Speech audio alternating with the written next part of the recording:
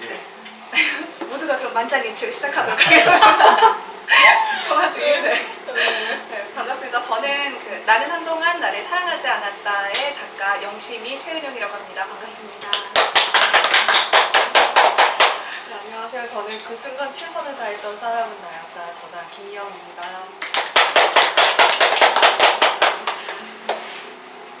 이렇게 비를 뚫고 와주셔서 진심으로 감사드립니다. 먼 길인데. 원래 비 오는 날 뭘 하든지 간에 다 경사 일이 된다고 하잖아요. 얼마나 큰 경사가 찾아오려고 이렇게 비가 쏟아지는지 모르겠지만 정말 반갑습니다. 여러분 진짜로 반갑습니다. 네. 혹시 하시는 거예요? 네, 반갑습니다. 네, 사실 내일 네. 태풍이 온다고 막 그런 얘기가 있었는데 그래서 이렇게 오신 여러분들 아까 저희 서선장님하고 카톡을 잠깐 했는데 오늘 오신 분들은 다 복 받으실 거라고 맞아요. 얘기를 하시더라고요. 복 안 내려주면 저희가 직접 막 기운을 네, 저희가 네, 드릴게요. 네, 진짜로 막 빡빡. 네. 왜냐면 저희도 솔직히 오는데 힘들었거든요. 그냥 아시죠? 여자분들 화장하고 비 맞으면 안 되잖아요. 그 비 안 맞으려고 되게 많이 사주는데 되게 하나도 안 져주셨어요. 네. 잘 사수하셨군요. 네. 맞아. 저는 먼저 이 책 나는 한동안 나를 사랑하지 않았다를 쓰게 됐고요. 우리 희영 작가님과 함께 이번에 콘서트를 함께 열게 됐어요. 원래 그 책을 쓰는 계기에 대해서 먼저 이야기를 하려고 하는데 혹시 희영 작가는 어떤 계기로 이 책을 쓰게 됐는지. 아, 저요? 저는 혹시 이거 책 안 읽어보셨겠죠? 네, 읽어보신 분들 계실 텐데 저는 사실은 제가 이 책을 25, 제가 지금 나이가 28살이에요. 원래 25, 24 이럴 때 그때 언론고시를 준비했었어요. 왜냐면 PD가 너무 되고 싶어가지고 직장 생활을 하면서 이제 바로 밑에 목포 지역에서 공부를 하면서 같이 이제 했는데 언시를 준비하면서 되게 많이 힘들더라고요. 직장 생활 병행하면서 퇴근하면서 공부하고 그게 되게 힘들어서 그 기간 동안 일기를 썼어요. 진짜 많이 힘든 것들에 대해서 2년 동안 썼던 일기를 언시를 제가 때려치게 되면서 이거 너무 아깝다. 2년 동안 썼던 일기인데 출판을 한번 해보면 좋겠다 해서 원래 처음에는 독립 출판으로 책을 일쇄를 했었고 최근에 정말 좋은 일이 있어서 1쇄 같은 나가고 2쇄를 하게 되면서 이제 대형 서점 입고 기념 이제 콘서트를 하게 됐어요. 네. 되게 저는 이야기를 듣고 되게 놀랬던 게 일기 쓴 거를 모았다고 했는데 일기가 이 정도로 수준이 높아버리면 도대체 다른 사람들은 어떤 식으로 일기를 써야 되는 건지. 저는 이 책을 처음부터 읽었었거든요. 근데 되게 많이 감동이 찾아오고 저도 똑같이 대학생이 끝나고 뭔가를 시작하려고 했었을 때 그 불안감 때문에 어떤 걸 해도 손에 안 잡히잖아요. 저는 그 느낌을 되게 많이 받았었거든요. 약간 이 책 읽으면서 손에 잡히진 않지만 뭔가를 계속해서 찾아나가는 그런 모습들이 너무 멋있는 것 같아요. 그리고 표현 중에서 언시를 때려쳤다라는 표현. 그냥 그만둔 게 아니라 때려쳤다라는 표현. 저는 희영 작가님에 비해서 일기라고 하기에는 저도 똑같이 제가 20살 대학 생활 하면서 조금씩 힘들거나 아니면 좋았던 것들을 저는 일기로는 못 쓰고 이렇게 작은 메모지 같은 걸로 써놨던 것들을 제가 30살이 되고 나서 제주도 여행을 혼자 갔는데 그때 그 모았던 것들을 한꺼번에 읽어보니까 너무 막 아시죠? 그 옛날 싸이워즈 자기 글 읽어보면 되게 마음 간질간질해지고 창피해지는 느낌 있잖아요. 그래서 약간 근데 이렇게 읽어보니까 나도 이렇게 힘들고 외로웠지만 분명 다른 사람들도 이러겠지라는 생각이 들면서 저도 이걸 한번 엮어보자라는 생각 때문에 책을 편찬하게 됐고 출간하게 됐는데 출간한 지가 올해 3월에 출간을 해서 얼마 되지는 않았는데 그리고 많은 분들과 이렇게 소통할 수 있는 기회를 만드는 것 자체도 제가 출간하는 목표였기 때문에 이렇게 소통할 수 있게 돼서 정말 다행이고 또 좋은 일인 것 같아요.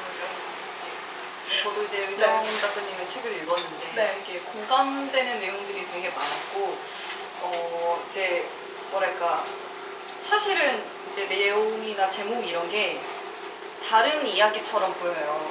뭐 연애에 대한 얘기를 쓴 것 같고 하나는 그냥 인생에 대한 얘기를 쓴 것 같고 전혀 다른 내용처럼 보이는데 사실 내용도 자신의 인생을 찾아가는 그런 내용이거든요. 그래서 공감이 많이 됐었고, 또 베스트셀러에 한번 네. 올랐었어요.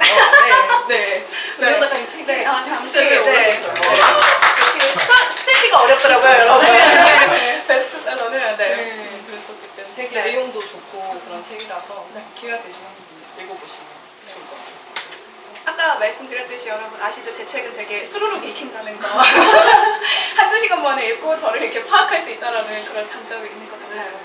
그리고 그리고 제가 할 수 있는 게 뭔지 제가 조금 최근까지 제 성격상 화를 잘 못 내는 성격이거든요. 제 감정을 표출을 못하는 타입이에요. 그래서 슬프거나 화가 났을 때도 별로 말을 못하는 타입인데 이거를 표출할 수 있는 방법이 없더라고요. 이렇게 화병이 걸려서 제가 먼저 죽겠더라고요, 진짜로. 그래서 이거를 천천히 글로 있었던 것들을 다시 한번 써보고 하다 보니까 저에 대해서 생각하게 되면서 그리고 조금 뭐라 해야 되지? 나를 조금 더 알아가는 과정이 된 것 같아가지고 저는 이 책이 참 좋았어요. 제 의미로는. 희영님 혹시 희영 작가님 이거 책 쓸 때 좀 힘들거나 그런 적은 없었어요? 책이요. 사실은 이게 네. 그 독립서점으로 나갈 때 혹시 그 책을 내보고 싶으신 분이나 나도 독립출판해보고 싶다라는 분들이 계실 거예요. 저는 이게 사실은 출판사를 통해서 책을 만든 게 아니라 제가 이제 어떻게 보면 독립적으로 책을 만든 거여가지고 내용이나 뭐 표지나 디자인이나 뭐 그런 작업들 같은 출판사에서 할 수 있는 작업들을 제가 혼자 했는데 그게 좀 많이 어렵더라고요. 제가 배웠던 게 아니어가지고 그런 것들이 많이 힘들었었고 이제 뭐 출판의 과정들이 되게 쉬운 것 같지만 복잡한 부분들도 좀 있어서 그런 것들이 좀 어려웠던 것 같아요. 혹시 뭐 출판을 하고 싶은데 혼자 하는데 뭔가 좀 버겁다 하시는 분들은 저한테 말씀해 주시면 제가 친절히 답변해 드리겠습니다. 너무 뛰어난 작가시죠? 못하는 게 없어요, 정말로. 혹시 문효 작가님 출판 준비하면서 힘들었던 점 없으세요? 저는 되게 많았어요. 일단 제 메모리지를 이렇게 수집하는 것도 힘들었었고 이것을 다시 저는 한 번도 제가 글을 써본 적이 없던 사람이기 때문에 어문이 이게 맞는 건지 이게 가장 소소한 것들이 가장 힘들었었어요. 그리고 가장 큰 불안함이 아무래도 있죠. 제가 이 책을 냈었을 때 진짜 독자들이 이 책을 과연 읽어줄까? 한 분이라도 읽을까? 관심 있는 분이 있을까라는 그런 생각이 좀 컸었는데 솔직히 말하면 저는 좀 욕심을 많이 냈어요. 왜냐면은 지금까지 내가 하고 싶었던 것들을 되게 미루면서 살아왔는데 이제는 내가 죽이 되든 밥이 되든 한번 해보자 이런 생각 때문에 그냥 온전히 나만 믿고 나만 의지하고 나만 생각해서 그냥 책을 내자 해가지고 냈던 책이라서 근데 제가 이렇게 막 말하다 보면서 이렇게 감정이 격해지는 이유가 제가 제 화나 이런 것들을 표출할 수 있는 방법이 글밖에 없었기 때문에 그래도 표출하고 나니까 여러분 이제 화병 때문에 죽을 것 같진 않아요. 약간 최근에 TV 봤는데 여기 화가 답답하면 여기 이렇게 칠하고 한의 선생 아시죠? 보셨군요 그거. 여기 이렇게 화가 많으세요? 여기 이렇게 대화하시면서 이렇게 착착착 서주면 이렇게 화 풀이가 조금씩 된다고 하더라고요. 네. 그리고 저는 제가 이 책을 내면서 여러분들과 더 많은 대화를 하고 싶었거든요. 왜냐면은 제가 아무런 게 매개체가 없이 갑자기 지나가는 사람한테 저랑 잠깐 대화하실래요? 이러면은 도를 믿습니까잖아요. 그래서 근데 이번에는 제 책을 매개로 여러분들과 함께 하기 때문에 이런 대화를 너무 많이 해보고 싶었어요. 그래서 책을 읽고 나서 평을 달아주신 분들 중에서 이런 평이 조금 있었거든요. 막 조금 좀 마음에 안도가 된다. 난 나만 이렇게 힘든 줄 알았는데 작가인 너도 힘들구나. 글을 쓰는 너도 힘들고 모두가 다 이렇게 힘들구나 하면서 약간 공감도 살짝 해주시고 좀 편안하게 생각해 주시는 분들이 있어서 그런 분들과도 이렇게 소통한다는 느낌 때문에 마음이 좀 더 저는 편해지더라고요. 약간 조금 아직도 겁나요. 왜냐면은 에이 이 정도 가지고 무슨 작가야 뭐 이런 말도 있을 거고 막 공감하지 못하는 부분들도 분명히 있을 건데 근데 100% 다 만족시킬 수 없다라는 그런 생각으로 그냥 지금도 두려운데 그냥 헤쳐나가고 있는 거죠. 그쵸. 네. 희영 작가님 그러면 책을 쓰고 나서 가장 보람된 거 있었어요? 보람된 거요? 저는 저희가 말을 맞춘 적이 없어서 항상 이렇게 고민하는 타이밍 걸릴 거예요. 네. 대본이 없어가지고 네. 그냥 하는 거라. 네. 보람이었던 거. 보람이 네. 있었던 거요. 아무래도 일수해본이 다 나갔을 때 그리고 감사합니다. 일수해본이 다 나갔을 때 되게 뿌듯했었고 제일 그래도 기분이 좋았던 거는 책을 읽고 나서 어떤 분이 이제 인스타그램으로 메시지를 보내주셨어요. 이제 장문의 메시지였는데 제 책을 읽고 우울하다고 하시더라고요. 예, 그냥 자기가 되게 힘들었었고 이랬던 부분들을 그냥 힘내, 잘할 거야 라는 그냥 가벼운 말로 이야기를 하는 게 아니라 그냥 공감하면서 나도 이렇게 힘들었었는데 라는 부분들이 너무 잘 맞아가지고 그것 때문에 되게 마음이 감동이 와서 울었다. 이런 좋은 책을 써주셔서 너무 감사합니다 라는 메시지를 받았을 때 그때 내가 책을 낸 걸 정말 잘한 거구나 라는 생각이 들었었던 것 같아요. 그때 제일 보람차고 뿌듯했었죠. 아무래도 타인이 뭔가 어떤 의견을 내렸는데 그것도 칭찬으로 해주면 너무 고맙죠. 그쵸. 저는 이런 공간 자체가 마련된다는 자체가 굉장히 큰 보람된 일인 것 같아요. 제가 제 책 보시면 아시겠지만 제가 사우나를 되게 좋아해요. 때 밀고 약간 땀 빼는 거 되게 좋아하는데 그 책에도 이렇게 나와 있거든요. 그래서 예전에는 때 미는 게 너무 아팠어요. 어렸을 땐 솔직히 아프잖아요. 그냥 때 밀면은. 근데 이게 지금은 이제 버릇이 돼서 때를 안 밀면 이제 몸이 꿉꿉할 정도로 약간 찌뿌둥한 그런 게 있거든요. 근데 내가 왜 이 말까지 왔는지는 모르겠지만 뭐라 해야 되지? 그냥 오늘 아침에도 저는 그래가지고 되게 기분 좋아서 이 자리를 온다라는 그 자체가 기분이 좋아서 아침에도 저는 사우나를 또 하고 왔거든요. 네, 때 밀고 네. 약간 광 나게 하려고 약간 좀 사우나도 좀 하고 그랬는데 그러니까 이렇게 사람들을 만날 수 있다는 자체가 가장 큰 보람이고 제가 최근에는 가장 큰 성과가 아닌가 그런 생각이 좀 많이 들어요. 진짜. 그렇습니다.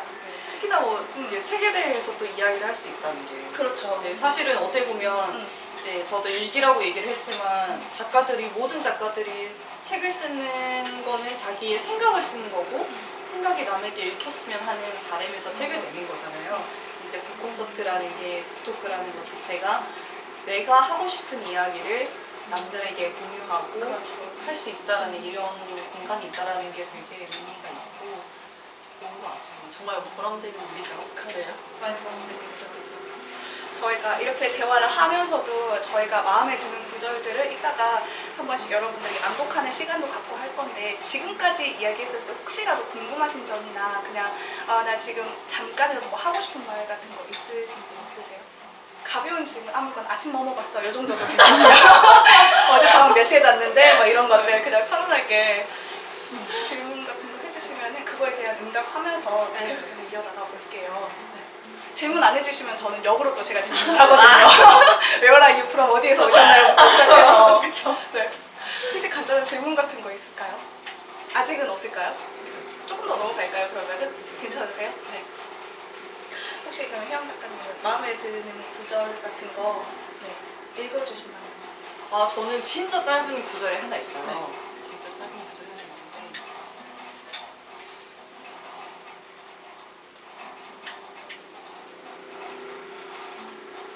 이게 페이지를 이야기 드리기가 약간 좀 단락을 나누는 69페이지 다음이거든요. 이런 장이어가지고 살짝 설명하기가 그런데 이제 거기에 얼마나 많은 하루가 죽어야 사라지는 내가 또렷해질까 라는 글이 있어요. 이게 언제 이렇게 쓴 거냐면 제가 2년간 쓴 일기지만 고등학교 때 사실은 이 책이 나오게 된 뭔가 가장 궁극적인 계기가 다음에 브런치라고 그 작가 플랫폼이 있어요. 거기에 우연한 기회에 작가로 이렇게 활동을 하게 되면서 거기에 이제 어떻게 보면 연재식으로 일기를 올렸었죠. 근데 그 일기를 쓰기 전에 원래는 네이버 블로그에 비공개로 글을 올렸었어요. 올리다가 친구가 야, 너 너무 비공개로 하면 너무 아깝다. 다른 사람들 공개해도 되는데 다음 브런치에서 작가 모집한다는데 한번 신청해볼래? 그래서 신청을 했다가 정말 좋게도 작가가 돼가지고 이제 했었던 거였거든요. 그래서 네이버 블로그에 2년 동안 썼던 일기만 있는 게 아니라 그 전에 고등학교 때부터 썼던 글들이 있어요. 근데 그런 글들에서 좀 가져온 글이에요. 방금 읽은 글은 제가 고등학교 2학년, 3학년 때 이제 연습장에 있었던 글인데 이제 그거를 써놓은 거고 이걸 왜 썼냐면 고등학교 때는 제가 작가가 너무 되고 싶었어요. 그냥 이렇게 지금은 독립출판을 해서 책을 냈지만 그 당시에는 등단 작가가 되고 싶었어요. 뭐 여러분들이 가장 잘 아시는 한강 작가, 되게 유명한 그런 작가가 되고 싶었고 그러려면 등단을 해야 되는데 등단을 하려면 신문사의 작품을 투고해야 되고 그렇게 하면 너무 치열한 과정이 되기 때문에 그때에서부터 계속 글을 썼어요. 장편 소설을 써서 투고해보고 그냥 일반 뭐 지역 신문사에 기고를 해보고 뭐 여러 가지를 했는데 잘 안 되더라고요. 근데 그 당시에 너무 이제 제가 하루하루 글을 쓰는데 하루하루 열심히 쓸 때마다 내 자신이 사라지는 것 같은 거예요.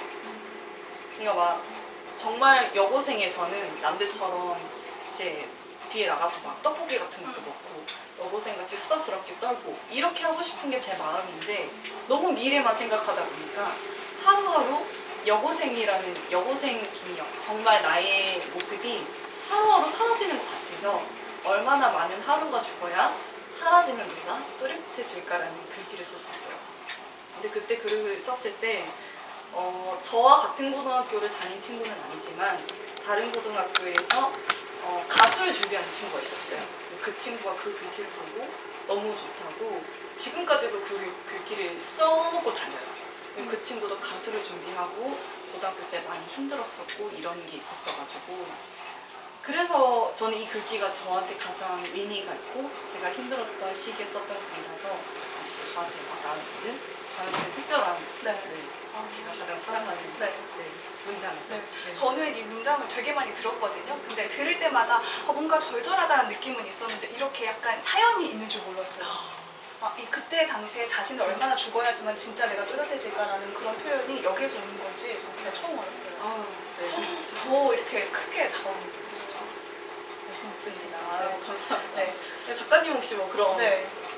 있을까요? 네, 저는 이렇게 원래 구절을 조금 읽자고 했었을 때 구절 되게 길게 읽을 줄 알았는데 한 문장 들으셨죠 여러분? 한 문장으로 지금 끝내셔가지고 저는 되게 긴 글이어가지고 이걸 다시 읽어야 되나라는 그런 생각이 약간 들고 지금 살짝 제가 이제 문장이 어디 있는지 한번 글을 읽으시면 저는 어렸을 때부터 가장 큰 영향력을 받았던 건 아무래도 가족이잖아요.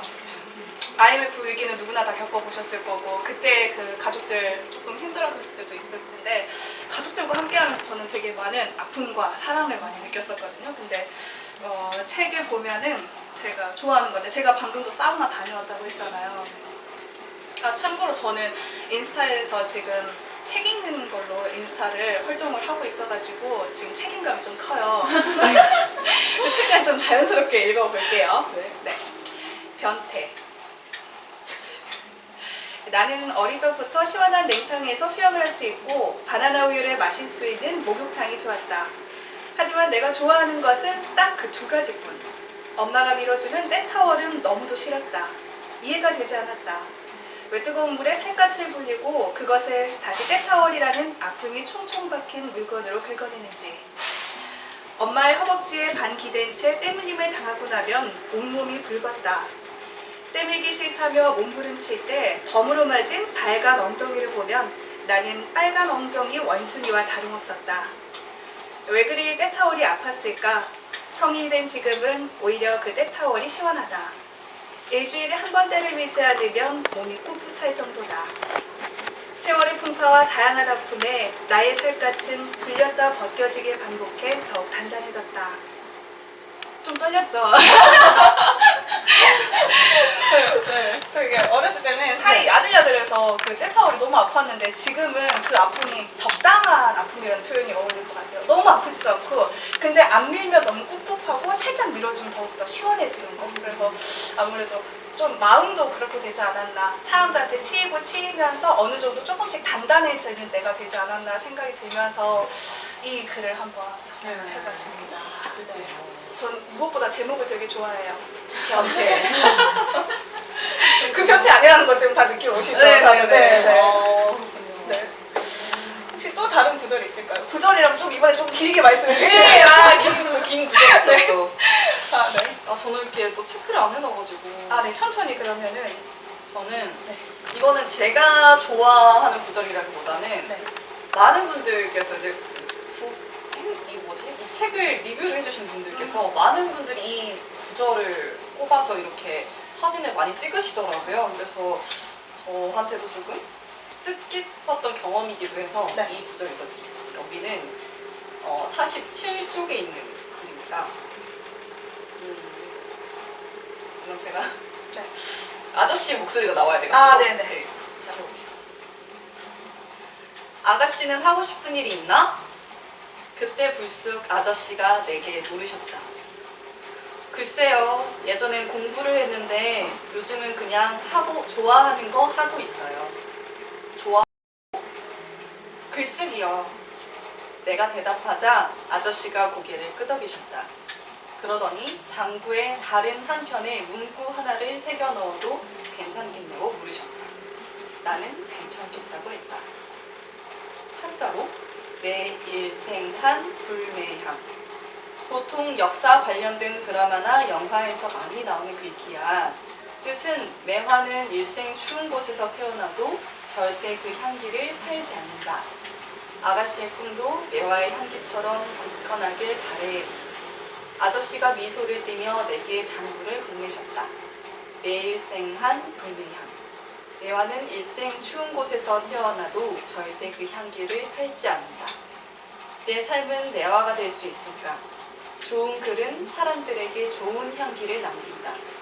매일생한 불매향의 글귀처럼 나도 누군가에게 향기와 깨우침을 주는 글을 쓸 수 있을까? 매화 같은 글을 쓰자. 매화 같은 사람이 되자. 벚꽃 찬란한 봄날 햇볕 아래 장구 아저씨를 보며 내 꿈을 한 번 더 꾹꾹 다진다.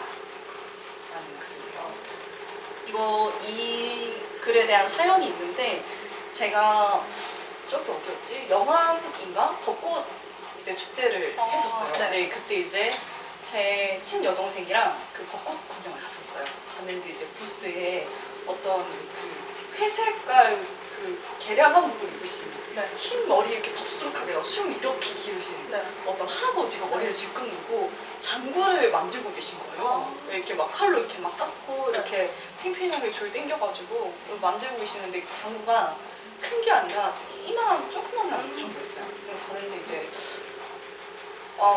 되게 신기하기도 하고 장구 또 조그만 거 하나에 10,000원이라고 하더라고요. 그래서 너무 비싼데 왠지 그 할아버님께서 풍기시는 그 되게 인상이 장정신. 네, 그 되게 이야기를 들어보고 싶은 거예요. 어떤 인생을 사셨을까? 네. 장구를 만드는 인생이 되게 힘든 인생이었을 것 같은데 얘기를 들어보고 싶어서 그래 장구 하나에 이 10,000원 하나에 내 추억을 하나 사자라는 생각으로 갔어요.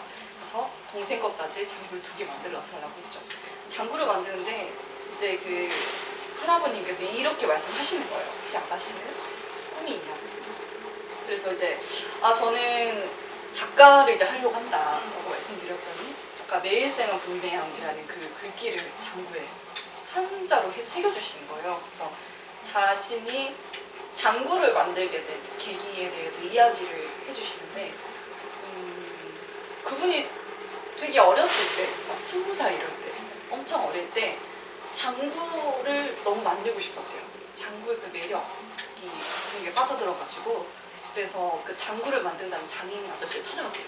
가가지고 스승님 제가 장구를 만들고 싶습니다 하니까 그래 너는 근데 뭐 2달 가지고 장구를 못 만들어. 너 평생 나 따라다녀야 돼. 그래서 한 10년간을 그 사람을 조수로 장구를 자기 장구를 만들지도 못하고 계속 따라다니면서 뒷바라지를 저는 이렇게 물품 들고 다 이렇게 만들고 그래서 10년 뒤에 이제 그 스승님이 그래 너 이제 너 장구를 만들어 이렇게 해가지고 그때부터 이제 장구를 만들어서 팔고 이렇게 된 거였더라고요. 그 얘기를 듣는데 그때 제가 이 당시에 글을 쓴다라고 얘기를 했었을 때는 처음 이제 작가가 돼야겠다라고 다짐했었던 때였어요. 그 전에는 언론고시 준비하다가 다 때려치고 이제 나 뭐 해야 되지? 작가를 해야겠다. 글 쓰려고 이제 하던 시기였었는데 그 얘기 들으니까 되게 이제 그 선생님이 되게 멋있게 보이기도 하면서 한편으로는 나도 저런 인생을 살 수 있을까? 장구를 팔아서 돈이 전혀 안 드는 일인데 작가, 글을 쓰는 직업도 돈이 전혀 안 되는 일인데 나는 저런 열정을 가지고 10년의 인생을 살 수 있을까? 라는 생각이 들더라고요. 그래서 이제 그때 매일생활 불매양이라는 그 글귀를 들으면서 네. 일기를 쓰면서 그 마음을 가진 거죠. 네. 나도 저 장인, 저 선생님처럼 10년간 나의 꿈을 지키면서 훌륭한 작가가 돼야겠다. 꼭꼭 다졌었던 글이었어요. 근데 이게 이제 많은 독자분들께서 이 부분을 되게 좋아하시더라고요. 네, 그래서 한번 읽어드렸습니다. 네, 저는 되게 이 부분이 네. 좋았어요. 네. 저도 이 부분 되게 좋은 것 같아요. 그 매화의 향, 네. 이 향이라는 게 사람한테도 비유할 수 있잖아요. 사람한테서 나는 향이, 특별한 향이 있잖아요. 저는 그걸 매력이라고 생각하는데 이 향과 매력이 잘 어우러진 사람일수록 더욱더 멋스럽게 빛나는 것 같아요. 저는 제가 좀 중고등학교 때까지만 해도 지금도 살이 좀 있지만 그때 진짜 많이 뚱뚱했었거든요. 되게 많이 뚱뚱하고 그랬어서 되게 어딜 가나 자신감 없고 약간 주눅 들어있고 공적인 장소보다는 조금 더 외진 곳에 가는 걸 좋아했었는데 근데 살면서 제가 느낀 게 제가 오히려 매력적이다라고 느낀 사람들을 보면은 너무 뛰어난 얼굴이나 너무 뛰어난 몸매가 아니라 그 사람이 가지고 있는 매력이 적당하게 풍기는 사람이더라고요. 솔직히 말하자면. 전 솔직히 강동원이나 송혜교가 앞에 있으면 너무 멋있어 이것보다는 헐 저거 인간이야 이렇게 할 것 같은데 약간 오히려 그래서 이 사람의 매력을 극대화하는 게 더 좋겠구나라는 생각을 조금 더 하게 되더라고요. 근데 솔직히 말하면 저는 여자인지라 날씬한 몸매를 포기할 수는 없어요. 날씬하고 싶어요. 예쁘고 싶은데 그것보다는 제가 가지고 있는 매력을 조금 더 내세울 수 있는 사람, 매화의 향처럼 저만의 향을 풍기는 그런 사람이 되고 싶어요. 그런 사람이시죠? 작가님 하이파이브? 저희 하이파이브 되게 좋아해요. 아까도 제일 처음에 들어오자마자 바로 하이파이브부터 맞아요. 시작을 했거든요. 잘 해보자고. 맞아요. 진짜 잘 해보자고. 참 그 매화의 향이 있는 거. 근데 저는 그 희영 작가님은 이때 나는 작가가 되야겠다라고 방금 명확한 그게 있었는데 저는 그게 없었던 것 같아요. 그러니까 되게 희미한 점인데 언젠가는 나도 책을 쓸 거야, 언젠가는 책을 쓸 거야 라는 그 희미한 점들이 조금 더 짙어지면서 지금 여기까지 오게 된 것 같아서 약간 어느 정도 이렇게 큰 계기가 있는 사람들을 보면 되게 부러워요. 막 되게 막 나 이거 해가지고 그때 라이즈 전교 1등 했어 약간 이런 식으로 약간 그때 열받아서 막 나 명문대 들어갔어 약간 이런 극적인 히스토리가 있으면 좋겠는데 저는 그런 게 없이 굉장히 스며들듯이 무슨 일이든지 하거든요. 목표가 있긴 한데 뚜렷하진 않아요. 막 이렇게 서서히 하다 보면 그곳에 가 있겠지라는 그런 타입의 사람이기 때문에 참 이런 거 보면은 그리고 약간 이렇게 믿는 것 자체가 자기를 믿기 때문에 할 수 있는 일인 것 같은데 저는 효능력이라고 하죠. 맞나요? 효능감? 내가 어떤 일을 하건 간에 그게 성취할 수 있을 거라고 믿는 힘을 이렇게 표현을 하던데 저는 그 부분이 약간 부족해서 그래서 제목이 나는 한동안 살짝 여기서 이제 한번 얹히죠. 네. 좋습니다. 그리고 저는 이제 희영 작가님이 한 번 읽었으니까 저는 아직도 저를 되게 못 믿는 편이라서 좀 믿었으면 좋겠다라는 그런 생각이 들어서 이 글을 쓰게 됐어요. 네, 능력자입니다. 어느 날 신이 나에게 그동안 착하게 살았으니 뛰어난 능력을 하나 주겠다고 했다. 신은 나에게 너에게 어떠한 능력이라도 줄 수 있다. 하늘을 나는 능력, 다른 사람의 마음을 읽는 능력, 타인에게 보이지 않는 투명 인간이 될 수 있는 능력, 그리고 천리를 한 걸음에 갈 수 있는 능력. 그러니 갖고 싶은 능력을 말해보라 했다. 나는 나를 믿는 능력이 필요하다고 했다. 100% 에너지를 쏟아부었지만 성사되지 않았을 경우 그 자괴감과 우울함을 감당할 수 있는 나를 믿는 능력이 필요하다. 약간 이것도 제가 저를 잘 못 믿어서 근데 여기 계신 분들 중에서 혹시 자신을 온전하게 믿고 있는 분이 있으실까요? 난 뭘 해도 돼 막. 난 다 돼 막. 백만장자 내일 모레 될게 약간 이런 느낌으로 혹시 없으시죠? 네. 저는 약간 저를 믿는 능력이 조금 다른 사람들보다 많이 딸려서 이렇게 글을 쓰면서 조금 더 이렇게 바라는 이상향을 조금 더 적어 나가는 것 같아요. 약간 여러분들도 저희 얘기 들으면서 공감 많이 해주시겠지만 희영 작가랑 저랑은 이런 얘기 깊은 대화를 많이 나눴지만 이렇게까지 깊은 대화는 처음이라서 저는 희영 작가가 더 이제 매화의 향처럼 더 이렇게 풍기기 시작하고 방금 희영 작가의 눈빛에서도 약간 에너지 뿜뿜, 사랑 뿜뿜이 약간 느껴졌어요. 아 근데 그 나를 믿는 힘이라는 게 네. 결국 우리가 이야기를 많이 하는 가장 사회에서도 언론에서도 이제 뭐 방송에서도 가장 많이 이야기를 하는 자존감인 그렇죠. 것 같아요. 근데 요즘은 정말 은영 작가님도 그렇고 많은 분들께서 자존감이 많이 낮아진 상태로 살고 계신 것 같아요. 제가 어제 읽은 책 중에 청춘의 독서라고 네네 유시민 작가님이 지으신 책이 있어요. 제가 그 책을 읽는데 그 도스토옙스키가 지은 네. 죄와벌이라는 책이 있어요. 그 책에서 뭐라고 했냐면 선한 사람과 이제 악한 사람을 두고 이제 평범한 사람과 비범한 사람에 대해서 얘기를 하더라고요. 근데 이제 선한 사람 같은 경우는 선한 일을 했을 때 악한 일을 저지를 수가 있다. 근데 비범한 사람은 원래 악한 사람이고 선한 일을 할 수가 없는 사람이라고 얘기를 하더라고요. 대표적인 예로 은영 작가님이랑 저랑 이렇게 있어요. 근데 같이 제가 이제 카페에서 어느 작가랑 얘기를 하는데 다른 테이블에서 이런 얘기를 해요. 그럼 어디 동네에 어떤 뭐 할머니가 있는데 할머니가 이렇게 막 그 밑에 뭐 신우들 엄청 부리고 돈 막 다 갈취하고 엄청 못된 사람이 있대. 난 얘기를 들었고 저는 그 얘기를 듣고 있다가 그 사람 되게 나쁜 사람이네. 되게 극단적인 이야기긴 하지만 그 사람은 나쁜 사람이니까 라고 가가지고 이제 그 사람 죽일 생각을 하는 거예요. 네. 죽일 생각을 하다가 이 사람이 나쁜 사람이라는 걸 알지만 부들부들 떠는 거예요. 그게 나쁜 행동이라는 걸 아니까. 그치만 그 정의감에 사로잡혀서 그 사람을 결국 죽인 거예요. 이거는 선한 사람이 악한 행동을 해버린 거죠. 네. 그렇지만 원래 악했던 사람은 선한 행동을 할 수 없다는 거죠. 그게 책에 나와. 예를 들면 뭐 히틀러라거나 뭐 이런 원래 악했던 사람들이 선한 행동을 할 수가 없다는 거예요. 그런 사람을 비범한 사람으로 생각을 하고 이야기를 하고 선한 사람은 이제 저희 같이 평범한 사람들을 이야기를 하더라고요. 근데 거기서 이제 어떤 이야기를 하냐면 선한 사람들, 저희 같이 이제 평범한 사람들 있잖아요. 근데 평범한 사람들은 이제 비범한 사람들한테 지배를 당한다는 거죠. 그러니까 약간 이제 이런 사회나 이런 구조를 비범한 사람들이 잘 살 수 있는 그런 사회로 만든다는 거죠. 그래서 죄와벌이라는 그 책에서도 평범한 사람들이 되게 선한 인물로 나와요. 되게 착한 사람들. 그래서 이제 위에 지배되고 있는 비범한 사람들에게 휘둘리고 있는 것처럼 나와요. 그래서 많은 사람들 우리가 자존감이 낮아져 있잖아요. 근데 정말 안타까운 건 그게 내가 잘못해서가 아니라 이런 비범한 사람들이 만든 사회 때문에 우리가 이렇게 작은 사람이 될 수밖에 없는데 그 자존감을 스스로 낮추고 있다는 거죠. 그거는 내 자신의 문제가 아니라 가끔은 비범한 사람들이 만든 사회 때문에 내가 이렇게 되었구나 라는 것을 생각하면 조금 더 자존감이 올라갈 수 있지 않을까 라는 생각을 해요. 너무 좋은 생각이었습니다. 저도 최근에 지금 청춘의 독서를 읽고 있는데 이 부분을 이렇게 설명을 할 줄 몰랐어요. 너무 좋은데요. 이거 끄니까 되게 조용하네요. 이게 소리가 진짜 엄청 시끄러우네요, 진짜. 그렇다고 하더라고요.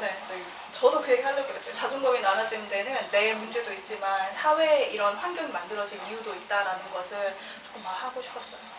근데 이 사회 탓을 하면 좋은데 사회 탓을 하지 않고 이제 내 탓을 하게 되니까 아무래도 그게 힘들게 되는 거겠죠. 아무래도. 혹시 여러분들 중간중간에 말하시고 싶으신 분 있으시면은 편안하게 뭐 화장실 가고 싶다, 나 화장실 약간 이런 식으로 저는 되게 이런 걸 되게 원했거든요. 이렇게 소소하게 앉아서 이야기할 수 있고. 그리고 저는 아직 희영 작가한테는 말하지 않았는데 제가 사람들과 이렇게 만나면서 하고 싶은 또 한 가지 그 북콘이 하나 있는데 그거는 북콘이라고 하기보다는 맥주와 함께 할 수 있는 있잖아요. 음주가를 함께 할 수 있는 이런 왠지 콘서트를 한번 해보면은 훨씬 더 좋지 않을까. 그래서 그때는 이제 제가 공지를 다 띄우려고 차를 다들 만약에 차가 있으신 분들은 두고 오시라고 약간 그렇게 해서 하나 될 수 있는 지금 하나지만 약간 그런 것도 언젠가 한 번쯤 해보고 싶어요. 혹시 궁금하신 거 없으실까요? 제가 그럼 궁금한 거 질문해도 돼요?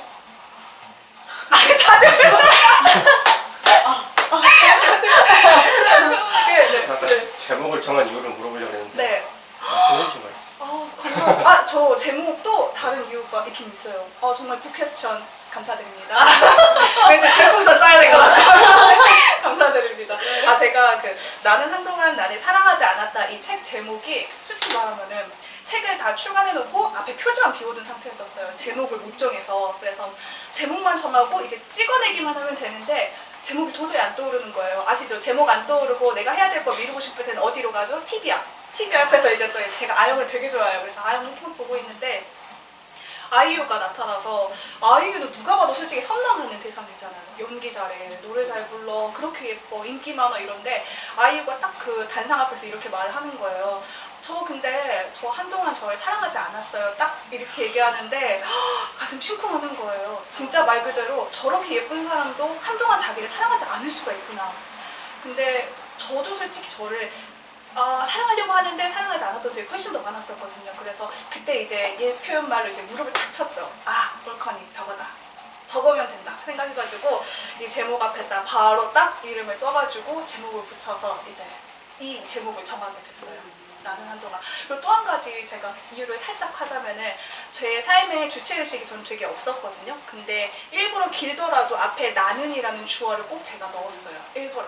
그냥 한동안 나를 사랑하지 않았다 이렇게 해도 되는데 나는 주어 은는이가 너를 사랑하지 않았다. 왠지 주체적인 삶을 좀 느껴보고 싶어가지고 이렇게 제목을 짓게 됐어요. 의미가 좋네요. 네. 감사합니다. 희영 작가님은 제목 어떻게 저요. 네. 저는 사실 이게 이제 네. 책의 여기 날개 부분을 보시면 이게 책이 이제 이렇게 이 세상에 나올 수 있게 도와주신 그 텀블벅 후원자 분들이 있어요. 사실 이게 텀블벅을 성공을 해서 이 책이 세상에 나올 수 있게 됐는데, 이제 이 책을 텀블벅에 올릴 때는 이 제목이 아니었어요. 원래는 친애하는 나에게라는 제목이었어요. 정말 사랑하는 내 자신에게 보내는 책 같은 느낌으로 그런 제목을 지었는데, 안타깝게도 친애하는 나에게라는 책 제목으로 텀블벅이 성공했던 사례가 바로 전달에 있었던 거예요. 그래서 책이 겹쳐가지고 이제 그쪽에서 약간 좀 겹치니까 약간 좀 표절이 될 수 있지 않냐 뭐 이런 얘기가 나와서 그래서 이거 어떡하지? 책 제목 어떡하지? 라는 생각을 하다가 이제 사실은 이게 글의 제목이에요. 지금 이 책에 실려있는 글 중에 하나인데 가장 이 전체적인 내용을 가장 잘 아우를 수 있는 제목으로 이 글을 그냥 생각을 했어요. 네. 원래 있었던 글에서 제목을. 네. 그래서 아마 내용을 보시면 똑같은 제목의 맞아요. 글이 하나 있을 거예요. 맞아요. 네. 그렇게 해서 그냥 짓게 됐어요. 네. 그럼 이 글귀 자체가 이 책을 가장 함축적으로 표현한다고 생각했던 거죠? 네, 그렇죠. 이게 제목 짓기가 정말 어려워요. 네. 진짜로. 왜 이런 거 있잖아요. 나 이거 정말 기발하다. 이 제목 아무도 없는 것 같은데 네이버 치면 다 있어요. 제목들이 다 있어버리니까 맞아요. 그 중에서도 뭔가 하나하나를 찾아 나가는 게 정말 힘들더라고요. 진짜로. 그래서 저는 근데 이 책 제목이 비슷한 뉘앙스의 글들은 많이 있는데 제목으로는 없어가지고 진짜 다행이다라고 생각하면서 아이유 씨에게 다시 한번 멀리서나 나 혼자서라도 고마움을 약간씩 느끼면서 그렇게 있습니다. 좋습니다. 네. 또 혹시 다른 질문 있으실까요? 이게 진짜 우리 두 분은 어디 사세요? 너무 좋은 질문이에요. 질문의 퀄리티가 점점 더 높아지고 있죠? 네. 근데 왜냐면 저희 이제 은영 작가님도 그렇고 저도 그렇고 인스타그램 활동을 하는데 항상 그 지역 노출이 항상 맞아요. 안 되게 했어가지고 모르실 수 있어요. 어디 사시나요? 저요? 저 광주 삽니다. 저는 돈까지도 말했습니다. 저는 광주 북구 중흥동에 살고 있어요. 네, 광주역 근처에서 그쪽에서 살고 있습니다. 혹시 질문이 조금 실례가 아니라면 어느 쪽에 거주하고 계세요? 저 운암동 살아요. 운암동? 네.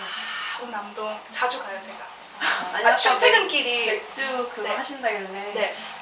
멀리 사시나? 금방 인제 인제 사시려나? 전 어디 사는지 저도 말할 수 있어요. 어디 사시나? 혹시 발산마을 아세요? 발산마을? 네. 양동에 여기. 그쪽에 그쪽에 제가 좀 눈 콕 집어둔 카페가 있는데 그쪽에서 이제 한번 생각을 해보고 있습니다. 운암동 기억하고 있겠습니다. 네.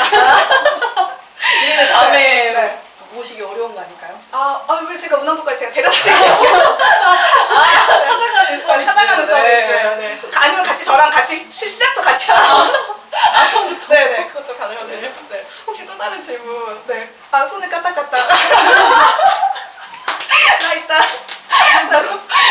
없으세요? 네, 그러시군요. 네. 두 분은 어떻게 둘이 같이 하게 되셨어요? 이렇게. 이거는 제가 말씀드려도 될까요? 네. 이게 뭐 어떻게 된 거냐면 제가 책을 먼저 냈었어요. 그래서 책을 먼저 냈어서 이제 서울에 있는 인디 작가님이 계세요. 그 인디 작가님 이제 이완성 작가님이라고 약간 그 서울에서 독립작가 이제 하신 활동하시는 행복을 주는 노인? 네, 맞아요. 이라는 소설을 쓰신 작가님이 계신데 그 작가님하고 좀 작업을 몇 번 같이 했었어요. 그 작가님 이제 은영 작가님 소개시켜주셨죠. 그 작가님이 주축이 되셔서 저희 둘을 연결해 줬어요. 그쵸. 네. 그분도 똑같이 굉장히 퀄리티 있는 질문을 저에게 먼저 던지셨어요. 어디 사냐고. 그래서 저 똑같이 또 얘기했어요. 광주역 부근, 광주역에 살고 있습니다. 라고 했더니 그럼 광주에 정말 유능한 작가 한 분을 내가 알고 있다. 연결을 시켜주겠다. 그래서 저는 작가님과 만나면 언제든지 좋죠.해가지고 그때 소개받은 작가님이 희영 작가님.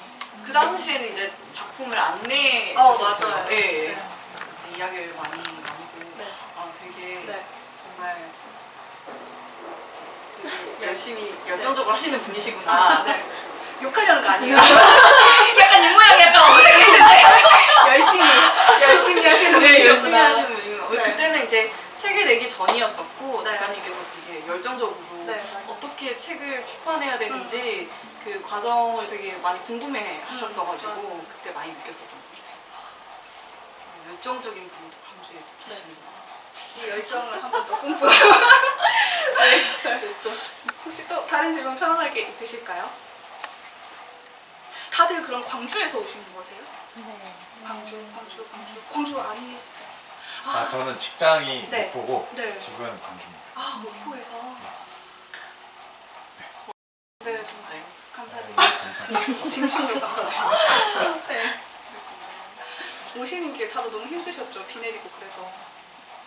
근데 비 와서 더 네. 좋은 것 같아요. 어떻게 이렇게 멋진 말씀을 또 감사합니다. 저도 근데 제일 처음에 이제 들어왔는데 희영 작가 먼저 와 있었거든요. 근데 희영 작가 여기 앉아 있고 아까는 창문이 열려 있었는데 빗소리가 딱 들리는데 너무 멋있는 거예요. 그래서 오늘 오신 분들하고 이렇게 빗소리도 같이 듣고 음악 소리도 듣고 저 이 오래된 전축 처음 봐요. 이런 거. 되게 멋있죠. 네. 그래서 되게 운치 있다 이렇게 생각하면서 네. 있었거든요. 여러분 혹시 다른 질문 같은 거 있으실까요? 없으시면은 제가 퀴즈 간단하게 한 문제 내도 괜찮을까 해서요. 제 퀴즈 근데 너무 쉬워가지고 그러면 제가 제가 첫 번째 문제로 그러면 내도록 하겠습니다. 손 들고 말씀하시면 돼요. 욕하시면 안 돼요. 제 문제는요.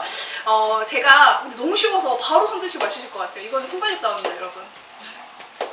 자, 제가 처음에 읽어드렸던 발간 원숭이가 됐다라는 그 내용의 구절이 있던 그 글의 제목이 무엇일까요? 편태. 제가 마시멜로를 감사합니다. 안 잊혀지죠? 전 저한테 욕하는 줄 알았어요. 평태!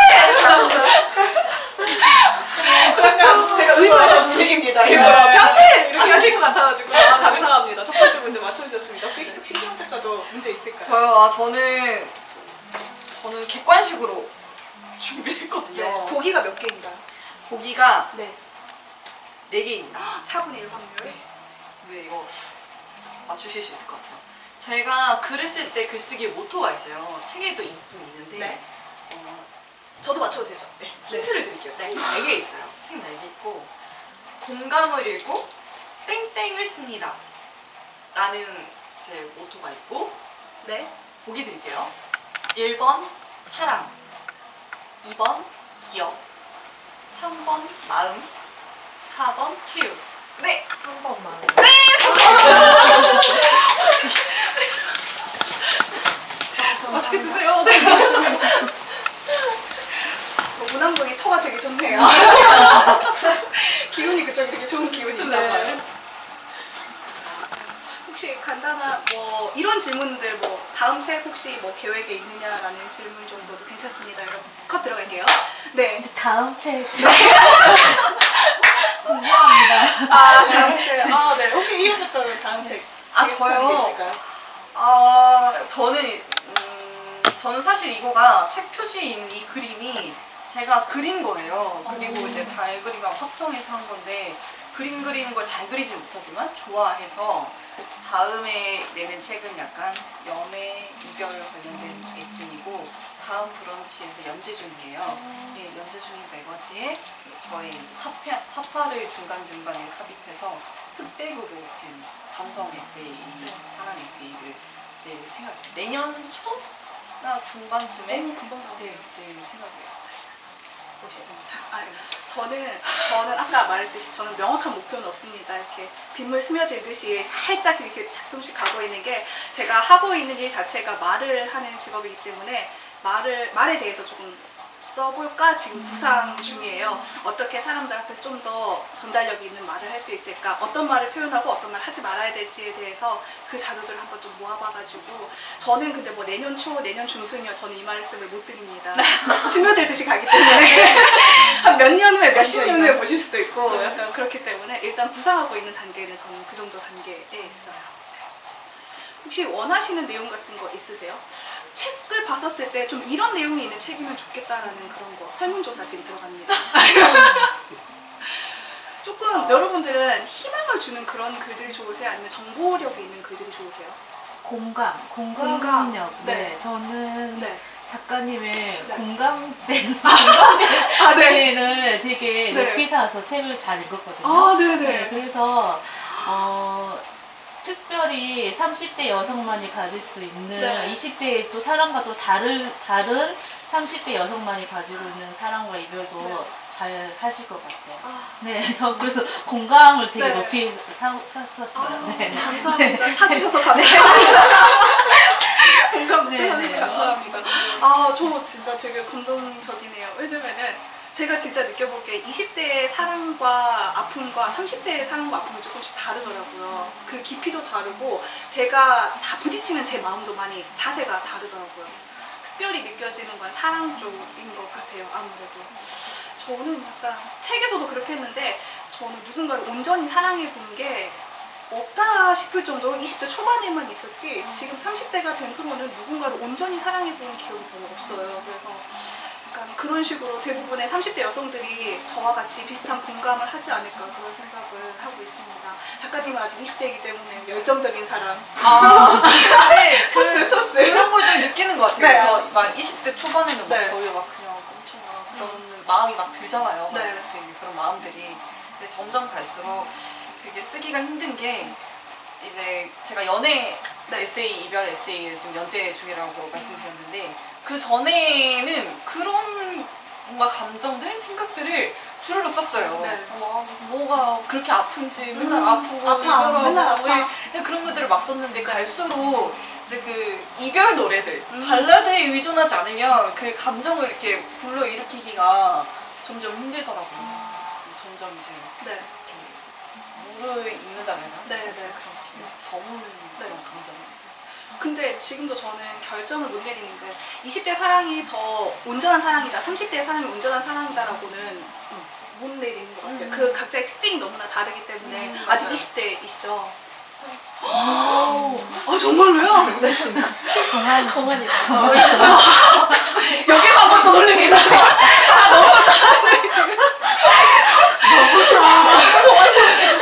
네네. 자, 그러면은 20대의 사랑은 누군가는 한 번은 느껴보는 20대의 사랑은 누군가 한 번 느껴보는 걸로 하죠. 네. 동안이시네요. 네. 정말 많이 공헌이시네요. 네네. 축하드립니다. 운항동이 토가 되게 좋네요. 그러게요. 계속해서 이제 운항동으로만. 네, 맞습니다. 네. 혹시 더 이상 뭐 질문 같은 게 없으시면은 바라는 점이나 한마디 하고 싶은 거 있으시면은 함께 해주시면 참 고맙겠습니다. 여기서 이제 네. 마무리 아, 하는 네. 걸로. 여러분들 진짜 와주셔서 정말 진심으로 감사드립니다. 진심으로 감사드립니다. 네. 앞으로도 우리 희영 작가 저 한번 해주세요. 네. 은영 작가님, 네, 영심, 은영 많이 사랑해주시고 많이 사랑해주시고 관심 가져주시고 네. 여러분 언제든지 힘들 때 연락 주시면은 제가 시원하게 욕 한 번. 네, 좋아요. 욕이 약간 자극제가 되거든요. 네. 감사합니다 여러분. 다시 함께 해주셔서 감사합니다. 주변에 과자랑 음료 같은 거 있어요 여러분. 네. 지금 이거를 소모하지 않으면 없어집니다 여러분. 꼭 네네. 네. 갖고 와세요, 하나씩. 네. 즐겨주시기 바랍니다 네, 여러분 진짜로. 네. 땀이 땀이.